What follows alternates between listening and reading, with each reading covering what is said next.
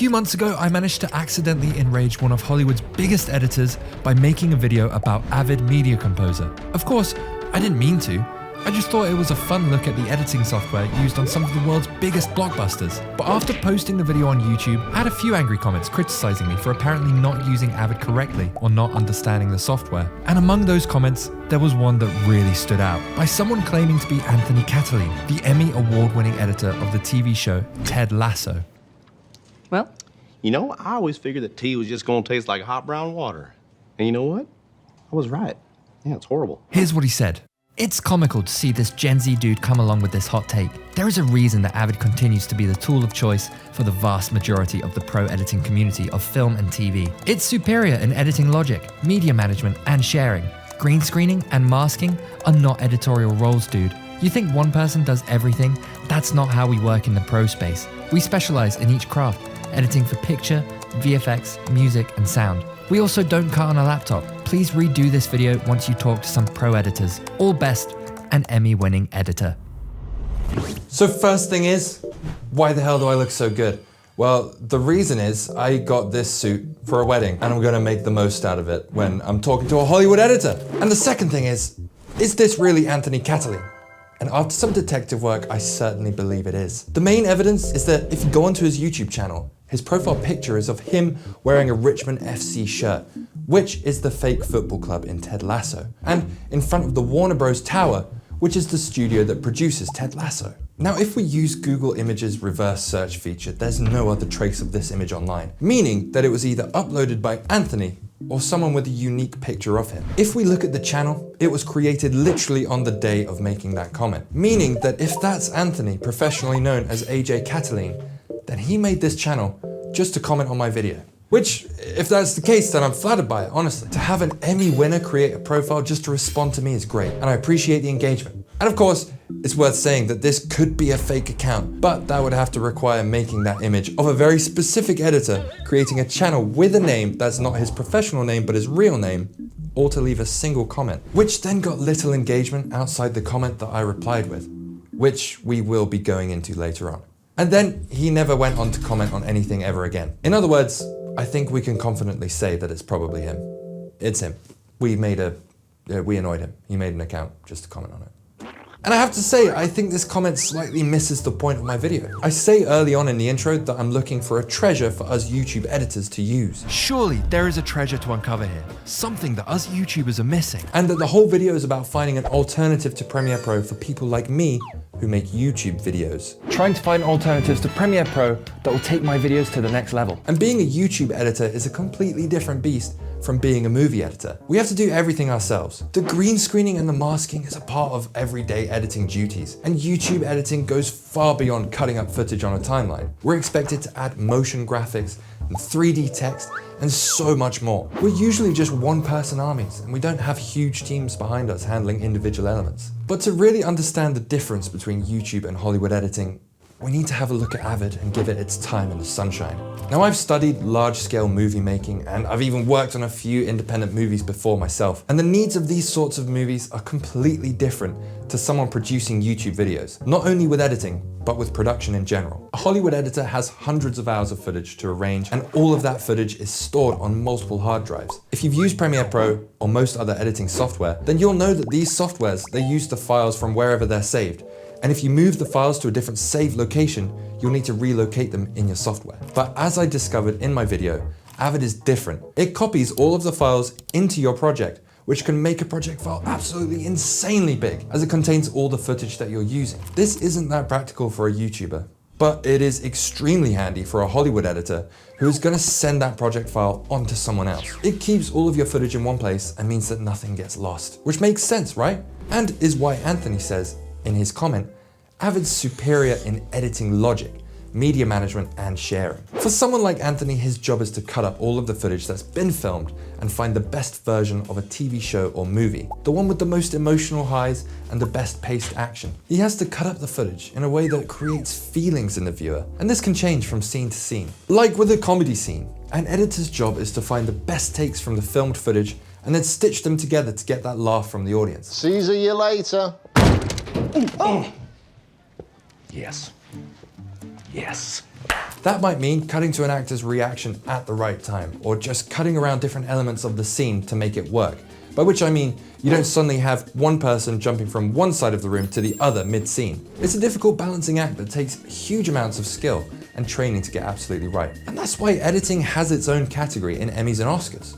The editor will also work with the director or showrunner to help deliver on the director's vision for what they want from a scene or movie. And then that will be sent off to a VFX house if required, and then a sound editor, and then a mixer, and a colorist to grade the footage. There are a lot of people involved, which is why episodes of TV cost a lot of money. I mean, with Ted Lasso alone, there are no official reports on cost per episode, but news articles claim that its lead star alone was paid over $1 million per episode. This is extremely different to the world of YouTube. I mean, the budget for each of my very early videos was absolutely nothing. I had to learn not only how to cut up footage, but then how to create animations, do transitions, and everything else on top of that.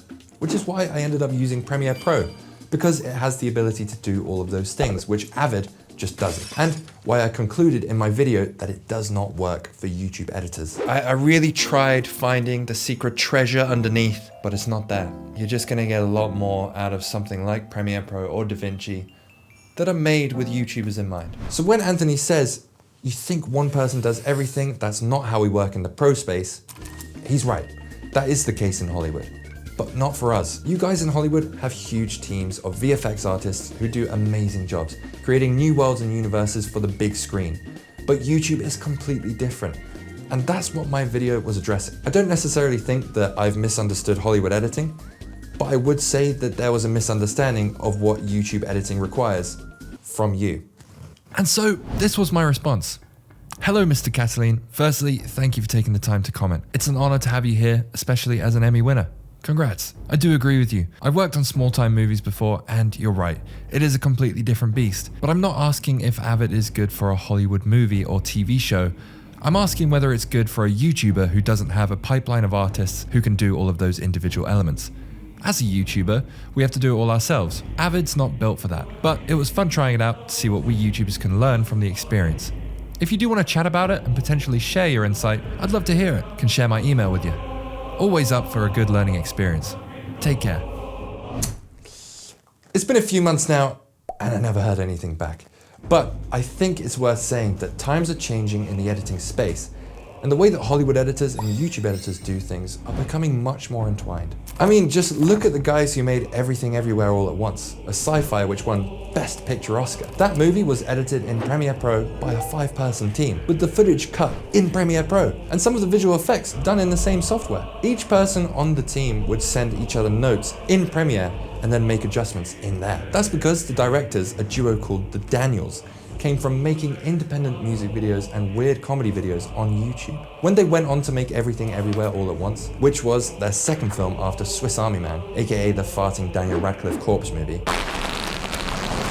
the Daniels followed a similar attitude as they did with their earlier work, using the tools that they knew how to use. And the visual effects in Everything Everywhere All at Once are crazy. A lot of it was done in camera, using stuff like change shutter speeds to create cool looks, and other tricks. So much of the look of the film comes from the Daniels understanding what they needed to shoot on set. And a lot of that knowledge comes from making films on a limited budget and using the editing tools at their disposal. What's really interesting is that Hollywood seems to be recognizing just what a hotbed for creating filmmakers YouTube is becoming. We're seeing a lot of people from the platform stepping up their game and making a leap to the big time. And perhaps the most pressing example right now is the Philippou brothers, better known on YouTube as Raka Raka. These guys made comedic horror shorts on their channel, mixing practical and cheap VFX to make something enjoyed by millions of people.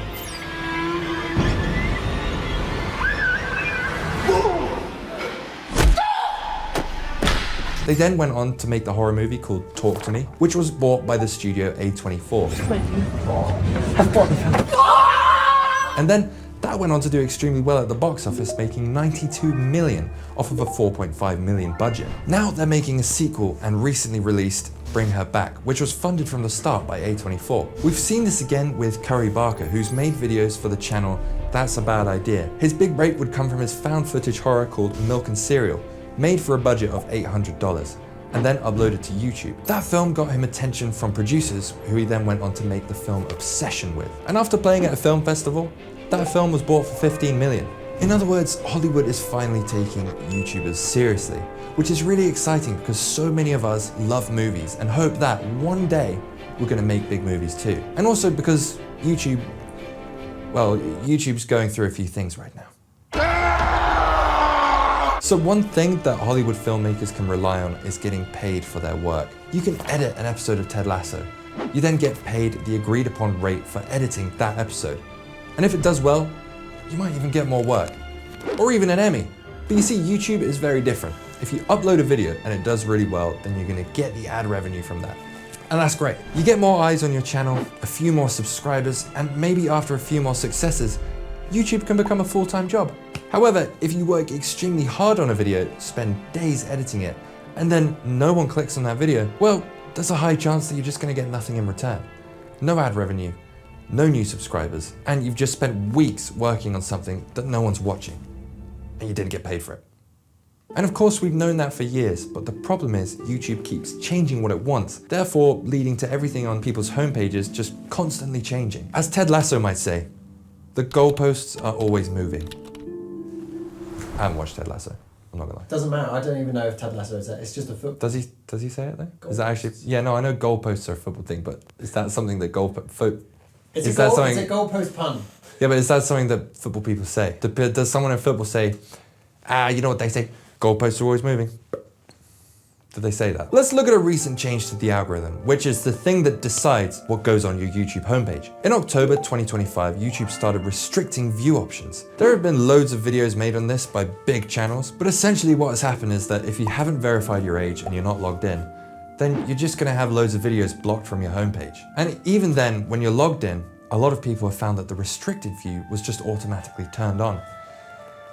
Naughty, naughty YouTube. For me, that meant that for a challenge video that I posted about saying yes to a load of silly editing requests, it wasn't shown up on a lot of people's homepages. Worse than that, I still don't actually know why the video was restricted. I think that it's because I say the word in it towards the beginning of the video, but there's no actual knowing because YouTube just won't tell me. And I can't say for certain if this has affected the view count, but there were channels much bigger than mine, ones that got millions of views, that were finding that they were getting hundreds of thousands of views fewer than they were before. There's also been some debate on what may have also caused this drop in viewership, ranging from how YouTube has changed how it counts views to now AI completely warping the algorithm. But the main thing to note is that view counts dropped across the board for hundreds of YouTubers. And for these big channels that have entire teams working on them, a drop in view count means that those teams were starting to lose money, which puts everyone in a precarious position because often YouTubers are living almost video to video with no film studio or Hollywood union to back them. We're so lucky that we had Causeway, our producers, that have our back. So even when we had to reinvest all our fees to make the movie happen, they did the exact same thing. I've been lucky that I have my shop Stores Are, where I sell editing presets to keep me afloat,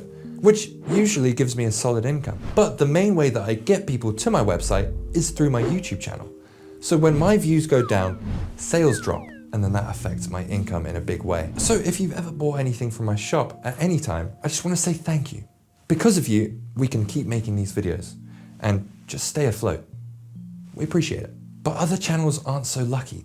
They rely on that ad revenue and sponsorships to stay afloat. And without views, ad revenue stops and sponsors just won't come through. It's kind of crazy how much YouTube fluctuates when it comes to this sort of thing, because creators really become at the whim of the algorithm's changes. This is all to say, if you watch a lot of YouTube, it's worth supporting the creators you love. That might mean just watching their videos, but also subscribing to their Patreon or buying their merch. All of that goes a long way to keeping individual creators alive. So at the end of the day, that's what YouTube is all about. Individual creators expressing themselves. And to do that, they need an editing software that can handle everything, all in one place. The green screening, the masking, the animations, the sound design. And that's why I still hold that Avid Media Composer is still not an undiscovered gem for YouTube editors. Even if it works in Hollywood on big productions, YouTube editing and Hollywood editing are different beasts. And yes, that might seem like a hot take from a Gen Z dude, but it's also a real take from a world where so many of us YouTube editors are from.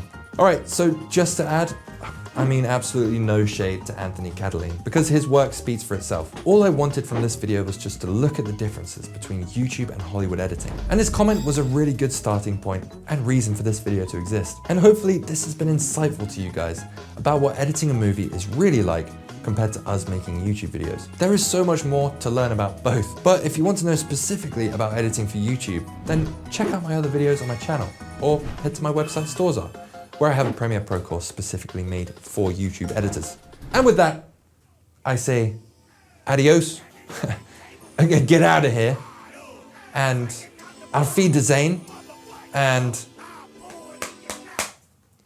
au revoir, and allez-vous-en! But seriously, get out of here. Look at this suit though, come on guys! Guys that want comments on how good I look, everyone leave a comment down below. On a scale of 9 to 10, how good do I look? Thank you, Caroline. Thanks again to Anthony for making this video possible. I really appreciate the comment.